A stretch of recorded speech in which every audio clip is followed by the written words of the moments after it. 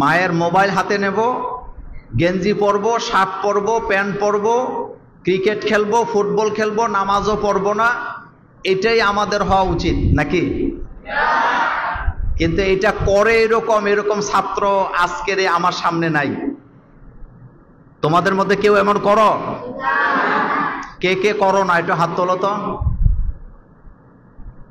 হাত নামাও। এই মাদ্রাসায় ছুটি হওয়ার পর থেকে নিয়া যেদিন তোমরা মাদ্রাসায় আসবা, কয়দিন থাকবে মাদ্রাসা বন্ধ? 12 দিন। 12 দিনে 5-12 60 ওয়াক্ত নামাজ হয়। এই 60 ওয়াক্ত নামাজ বা জামাত আমরা আদায় করব, জামাত ছেড়ে দিব না, এই নিয়ত কি আমরা করতে পারি? আরো জোরে বলো, করতে পারি? মাদ্রাসায় থাকা অবস্থায় যেভাবে আমি জামাতে নামাজ আদায় করছি, বাড়িতে যাওয়ার পরেও বেড়ানি থাক, ঈদ থাক, যেখানে থাকবো আমরা 5 ওয়াক্ত নামাজ জামাতে পড়বো। এই যতদিন থাকি আমরা কি রাজি আছি? এই নিয়ত কি আমরা করতে পারি? কারা কারা চেষ্টা করব 5 ওয়াক্ত নামাজ বাড়িতে যাওয়ার পরে জামাতে পড়ার জন্য? একটু হাত তোলো, হাত তোলো। অনেকে তোলে না, এই যে ওই যে হাত তোলে নাই। আল্লাহ যেন আমাদেরকে কবুল করেন, আমরা বলি আমিন। আমি উস্তাদদেরকে বলবো, এদেরকে আবার যেদিন আপনারা মাদ্রাসায় ফিরে আসবে আপনারা এই রিপোর্টটা নিবেন। কে? প্রতিবেদন। মাশাআল্লাহ। নাম্বার 3, মাদ্রাসায় থাকা অবস্থায় তোমরা অনেক বেশি তেলাওয়াত করছো, এটা ভালো কথা, কিন্তু বাড়িতে যাওয়ার পর অন্তত 20 মিনিট, কয় মিনিট? প্রতিদিন 20 মিনিট কোরআন তেলাওয়াত করব। আমরা কি রাজি আছি? নাম্বার 4, আমাদের বাড়িতে আমাদের চাচতো ভাই, খালতো ভাই, মামতো ভাই, বন্ধু বান্ধব আছে, তারা স্কুলে পড়ে, তারা অনেকে নামাজও পড়ে না। তো আমরা বাড়িতে যাওয়ার পরে তাদের সাথে আমরা মিশে যাব, আমার আদর্শ বা তাদের আদর্শে আমরা আদর্শিত হব, নাকি আমি যেভাবে নামাজ পড়ি তাদেরকে আমার সাথে নামাজ পড়াবার চেষ্টা করব ইনশাআল্লাহ? এটা কি আমরা প্রতিজ্ঞা করতে পারি? আমি কাউকে অনুসরণ করব না, বরং এরা আমাকে অনুসরণ করবে। আমি প্যান্ট শার্টওয়ালাকে, গেঞ্জিওয়ালাকে, বেনামাজিকে অনুসরণ করব না, বরং সে আমাকে অনুসরণ করবে। আমি যদি তাদের সাথে খেলতে যাই, খেলার পরে তারা আমার সাথে নামাজে যাবে, আমি তাদেরকে নামাজের কথা বলবো, নামাজের দাওয়াত দিব। আমাদের আত্মীয় স্বজনের পরিবারে যারা নামাজ পড়ে না, আমি তাদের সকলকে নামাজের কথা বলবো। এই দাওয়াতের দায়িত্ব কি আমরা নিতে পারি? আমরা কি সকলকে বলবো? নাম্বার 5, তোমার বাড়িতে তোমার যে মা আছে, তোমার মাকে যাইয়া আমার সালাম দিবা, আসসালামু আলাইকুম বলবা, মোল্লা নাজিম হুজুর আপনাকে সালাম দিছে এবং বলেছে যে আপনি হাফেজের মা হতে চান, আপনি আলেমের মা হতে চান, আপনি জোরে কথা বলতে পারবেন না, আপনি দেবর বাসুরের সামনে যেতে পারবেন না, আপনি বেপরদা হইয়া মানুষের কাছাকাছি যেতে পারবেন না, আপনার চলন বলন একজন পর্দানিশী নারী, আবেদা সলেহা নারীদের কোয়ালিটি যা হয় আপনার চরিত্র তেমন হবে। আপনার চরিত্র হবে সুমাইয়া রাদিয়াল্লাহু তাআলা আনহার মতো, আম্মাজান আয়েশা সিদ্দিকা রাদিয়াল্লাহু তাআলা আনহার মতো, হযরতে ফাতেমা রাদিয়াল্লাহু তাআলা আনহার মতো, হযরতে আসিয়ার মতো আপনার কোমল মেজাজ হবে। আপনি জোরে কথা বলতে পারবেন না, আপনি মোবাইলে টিকটক দেখতে পারবেন না, আপনি বেপরদায় চলতে পারবেন না। এই কথাগুলা কি আমরা আমাদের মায়ের কাছে পৌঁছে দিতে পারবো ইনশাআল্লাহ? পারবো তো ইনশাআল্লাহ?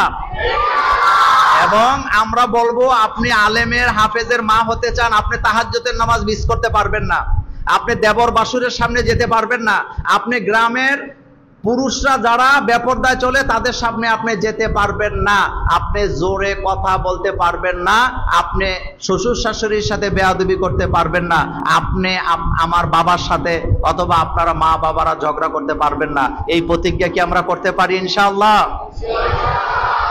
নাম্বার 6, আমরা আমাদের আব্বাদেরকে বলবো আপনার ছেলে মাদ্রাসায় পড়ে, আপনি বিড়ি খাওয়া এটা মানায় না, আপনার সিগারেট খাওয়া এটা মানায় না। আপনি যদি হাফেজের বাপ হতে চান, আলেমের বাপ হতে চান, আপনাকে যদি ধূমপান করার অভ্যাস থাকে, আমরা আমাদের আব্বাদেরকে বুঝিয়ে শুনিয়ে এই ধূমপান থেকে বিরত করার চেষ্টা করব ইনশাআল্লাহ। রাজি আছি তো ইনশাআল্লাহ? রাজি আছি না নাই? আছি। আমি ছাত্র জীবনের আমার এক বন্ধুর কথা বলি। ওর আব্বা সিগারেট খাইতো, বক সিগারেট আছিল আগে, বক। আমার মাহবুব ভাই বলতে পারবে, আপনারা জান দেখছেন কিনা বক সিগারেট, নাম শুনছেন? আচ্ছা, হ্যাঁ, আবুল বিড়ি দেখছেন? আচ্ছা, তো ওর আব্বা বক সিগারেট খাইতো, মানে প্যাকেটের মধ্যে একটা বকের ছবি থাকতো, এটার নামই বক সিগারেট। তো হ্যাঁ, বাবা এটা খায়। তো ছেলে তো বাপের কিছু বলতে পারে না, সে সিগারেটের ভিতরে, প্যাকেটের ভিতরে সবগুলা সিগারেট ভাঙ্গিয়া গুঁড়া করে রাখছে, একটা সিগারেট আস্তা রাখছে। তো বাপ তো এটা দেখে খুব রাগ করে হ্যাঁ মারে জিজ্ঞেস করছে, আমার সিগারেট ভাঙছে কে? পরে মা বলতেছে হয়তো তোমার ছেলে ভাঙছে।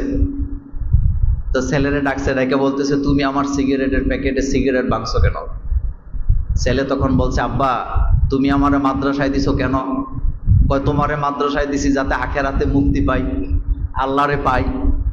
তো তুমি যদি আল্লাহরে পাইতে চাও তো তুমি সিগারেট খাও কেন? তুমি তো সিগারেট খাইলে আল্লাহকে পাবা না। যারা সিগারেট খায় তাদের কাছে কি ফেরেশতা আসতে পারে? এত আসতে বললে হবে? কাঁচা পেঁয়াজ যারা খায় তাদের কাছে ফেরেশতা আসে? আলেমরা বলেন আসে? সিগারেটের দুর্গন্ধ যেখানে আছে ফেরেশতা আসে? আসে না। তো ছেলে বলছে, আব্বা তুমি আমারে মাদ্রাসায় দিছো আলেম বানাবা, হয় তুমি সিগারেট ছাড়বা নতুবা আমিও কালকের থেকে সিগারেট খাবো। বাপ তখন ছেলের সামনে কান ধরে বলছে, এই তাওবা করলাম, জীবনে আর কোনোদিন সিগারেট খাবো না। তো তুমি ঝগড়া নয়, আমার সালাম দিবা, প্রিন্সিপালের সালাম দিবা, বলবা আব্বা তুমি এই বদ অভ্যাস ছাড়তে হবে। তুমি যদি এই বদ অভ্যাস না ছাড়ো তাহলে তোমার ছেলে বড় আলেম হাফেজ হওয়ার কোনো সম্ভাবনা নাই। এবং বাবা মাকে অবশ্যই, কারো বাবা মা এমন আছে আমি জানি নামাজ পড়ে না কিন্তু ছেলে মাদ্রাসায় পড়া, এমন আসেনি বলো তো? আমরা তাদেরকে বুঝাইয়া নামাজের দিকে নিব। নাম্বার 7, মাদ্রাসা যেদিন খুলবে, বলো মাদ্রাসা একদিন পরে ইনশাল্লাহ মাদ্রাসায় আসবো, কারণ যেদিন খুলে এদিন পড়ালেখা হয় না। এটাই তো করা উচিত। কথা বলো, কোন দিন আসবা বলো? যেদিন খুলবে, যত সমস্যা থাক, অসুস্থতা থাক, যা কিছু থাক, যেদিন মাদ্রাসা খুলবে ঠিক সেদিন আমরা কারা কারা মাদ্রাসায় উপস্থিত হবো? একটা হাত তোলো। অনেকে তোলে না। যেদিন মাদ্রাসা খুলবে সেদিন আমরা মাদ্রাসা আসতে রাজি আছি না নাই? ইনশাআল্লাহ। হাত নামাও, হাত নামাও। আল্লাহ যেন কবুল করেন, আমরা বলি আমিন। আমাদের আদর্শ হবে মুহাম্মদ সাল্লাল্লাহু আলাইহি ওয়াসাল্লামের আদর্শ। নাম্বার 8, যেই দেশটা নিয়ে তুমি বাড়িতে যাবা এই দেশেই তোমাকে সবাই দেখবে। তোমাকে যেন কেউ গেঞ্জি পরা অবস্থায়, প্যান্ট শার্ট পরা অবস্থায় যেন তোমাকে না পায়। তুমি বেড়াইতে যাবা, ড্রেস কোনটা হবে বলো? পাঞ্জাবি পায়জামা, বলো কি? তুমি খেলাধুলার মাঠে যাবা, কি পরে যাবা? তুমি মার্কেটে যাবা, কি পরে যাবা?